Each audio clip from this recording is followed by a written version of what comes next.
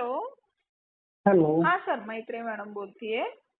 हा बोला ना मॅडम. हा सर, ते तुम्हाला ते एक 8-10 दिवसापूर्वी तुमच्या भाच्यासाठी दिलं होतं आपण अमृत ज्यूस. हो, तर अमृत ज्यूस. काय वय आहे सर भाच्याचं?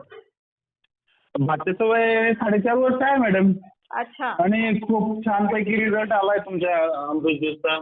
बरं. तो प्रॉपरली जेवण करत नव्हता. जेवण करण्यासाठी आम्ही ते प्रोडक्ट घेतलं होतं. अच्छा. हा, आता तो चांगलं जेवण पण करू लागलाय.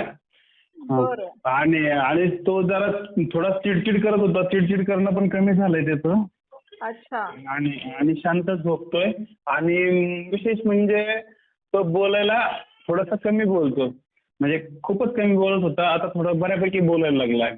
अरे वा, खूप छान, हो खूप छान. हो खूप हो. छान. बरं, बरं, बरं. आणि हा हा जो प्रॉब्लेम होता हा साधारण किती दिवसापासून होता त्याला?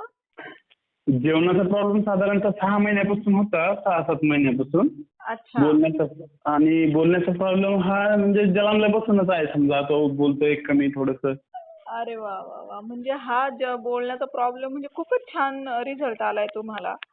चला, हो हो, अभिनंदन आम्ही तुमचं. म्हणजे खूप जास्त हॉस्पिटलायझेशन केलंय त्यासाठी, पण पाहिजे तसा रिझल्ट काही भेटला नव्हता. पण बरं बरं. पण तरी त्या प्रोडक्टने खूप छान प्रकारे रिझल्ट दिलाय आम्हाला. चला चला, आणि थँक्यू हा. थँक्यू.